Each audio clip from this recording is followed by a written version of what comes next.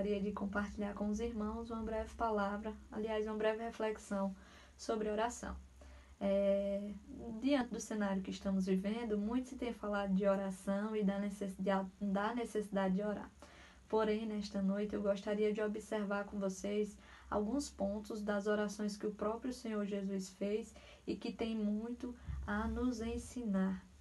A primeira passagem que eu gostaria de ler se encontra em Lucas, capítulo 22, verso 42, que diz assim: Pai, se queres, afasta de mim este cálice de sofrimento, porém que não seja feito o que eu quero, mas o que tu queres. Então, aqui nesse trecho da oração de Jesus Cristo, nós aprendemos que a vontade de Deus ela deve ser priorizada nas nossas vidas, nas nossas orações.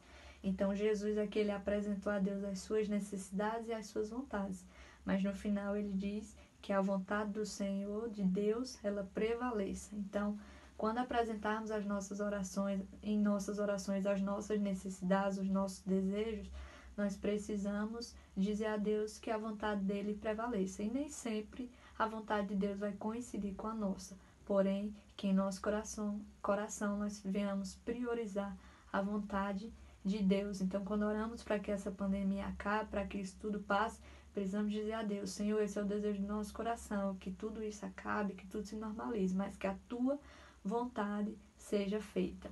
Outra passagem que eu gostaria de ler com vocês se encontra em Lucas capítulo 6, versículo 12, nessa passagem onde Jesus escolhe os 12 apóstolos.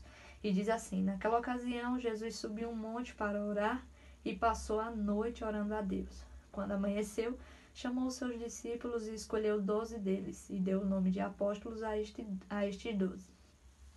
Outra coisa que aprendemos aqui com Jesus é pedirmos direcionamento a Deus.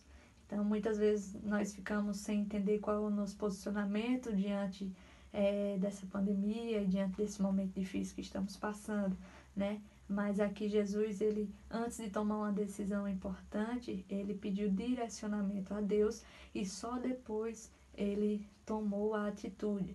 Ele passou a noite inteira orando para depois tomar a atitude ou fazer a escolha.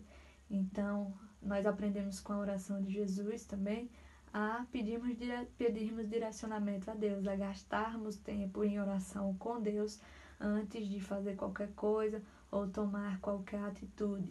E por fim, gostaria de ler com vocês Hebreus, capítulo 5, a partir do verso 7, que diz assim: durante a sua vida aqui na terra, Cristo em voz alta e com lágrimas fez orações e súplicas a Deus que o podia salvar da morte.